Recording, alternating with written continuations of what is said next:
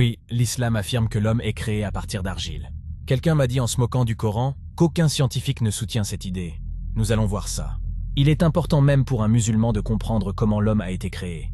Pour cela, il suffit de lire les versets 12 à 14 de la sourate 23, qui résument tout. Nous avons certes créé l'homme d'un extrait d'argile, puis nous en fîmes une goutte de sperme dans un reposoir solide. Ensuite, nous avons fait du sperme une adhérence, et de l'adhérence, nous avons créé un embryon. Puis de cet embryon, nous avons créé des os, et nous avons revêtu les os de chair. Ensuite, nous l'avons transformé en une toute autre création. Gloire à Allah, le meilleur des créateurs. Dans ce verset, il y a une petite ambiguïté, mais avec la langue arabe, c'est un jeu d'enfant de l'expliquer. Et c'est déjà traité 1001 fois, donc nous n'allons pas nous attarder là-dessus. L'important c'est que dans ce verset, nous retrouvons la première façon qu'Allah a créé l'homme, à savoir Adam, et la deuxième façon qui est la procréation avec le liquide de l'homme, la fécondation, ainsi de suite. Ce qui nous intéresse, c'est la création originelle. Est-ce que c'est vrai que l'homme est créé à partir d'argile? Si oui, pourquoi nous ne le voyons pas sur notre corps? Cette question est très simple à répondre, car c'est de la physique. Prenons l'exemple du verre. À l'origine, c'est du sable composé de dioxyde de silicium. Le sable est dur, granuleux, et ne laisse pas passer la lumière. Lorsqu'on chauffe le sable à très haute température, environ 1700 degrés Celsius, le sable fond et devient liquide. Et quand on refroidit ce liquide, il devient du verre qui laisse passer la lumière. Ce qui s'est passé, c'est qu'on a transformé le sable en un autre matériau qui s'appelle le verre. Quand vous regardez le verre, est-ce que vous voyez du sable? Bien sûr que non, car c'est une nouvelle création. Maintenant, regardez ce que dit Allah à la fin des versets précités. Ensuite, nous l'avons transformé en une toute autre création. Au départ, vous étiez du liquide. Est-ce toujours le cas? Bien sûr que non, vous avez changé d'état. Donc si vous avez compris cela, vous avez compris que ce n'est pas parce qu'Allah a créé Adam avec de l'argile que l'homme est obligé d'être de l'argile. Lorsqu'un matériau est transformé, généralement il perd ses propriétés physiques et chimiques de départ et en gagne d'autres. Ceci étant clarifié, voyons voir comment la science explique la possibilité que l'homme soit effectivement fait à partir d'argile. Nous allons citer deux études très intéressantes. La première a été une collaboration entre des chercheurs de l'université Cornell et de l'université du Queensland en Australie, et a été soutenue par la National Science Foundation. Cette étude nous apprend que des preuves géologiques indiquent que l'apparition de l'argile a coïncidé avec la formation de protocellules, et, finalement, de cellules à membrane.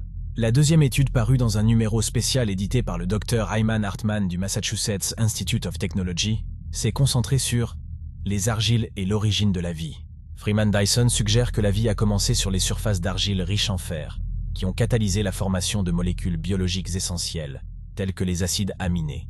Ces argiles riches en fer, également observées sur Mars, sont censées avoir catalysé les premières réactions biochimiques et fourni un système de mémoire nécessaire à l'évolution du métabolisme. Dan Luo, professeur d'ingénierie biologique, dit ceci. « Nous proposons qu'au début de l'histoire géologique, l'hydrogel d'argile assurait une fonction de confinement pour les biomolécules et les réactions biochimiques. Ces études montrent que l'argile peut être le berceau de la vie sur Terre. L'argile absorbe les liquides comme une éponge, et les protéines servent d'endroit idéal pour que les produits chimiques réagissent les uns aux autres pour créer de l'ADN et éventuellement des cellules vivantes. Ceux qui connaissent l'histoire d'Adam connaissent son processus de création. Allah a pris de l'argile, l'a mélangée avec de l'eau, qui est devenue de la boue. Ensuite, il l'a laissée sécher. Au fur et à mesure, l'eau contenue dans la boue s'est évaporée, et elle est devenue collante. C'est à partir de cette substance qu'Allah a commencé la modélisation d'Adam et lui a donné la forme qu'on lui connaît. Ce corps dépourvu d'âme fut laissé à sécher jusqu'à devenir de l'argile sonnante. Combien de temps Allah l'a laissé ainsi avant de lui insuffler son âme, nous ne le savons pas. Ce temps est intéressant, car il a peut-être permis à son métabolisme de se développer, mais seul Allah le sait. Quoi qu'il en soit, ce processus est décrit dans le Coran. En conclusion, l'argile est une des pistes les plus sérieuses des chercheurs pour expliquer l'origine de la vie. Donc dire qu'aucun scientifique ne soutient cela, c'est soit mentir, soit faire preuve d'une grande ignorance.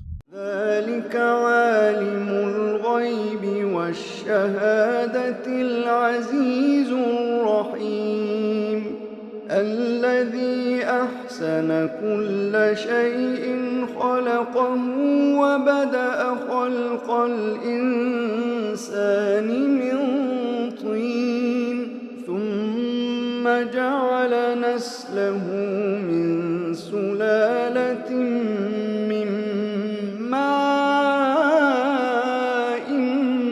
مهين ثم سواه ونفخ فيه من روحه وجعل لكم السمع والأبصار والأفئدة قليلا ما تشكرون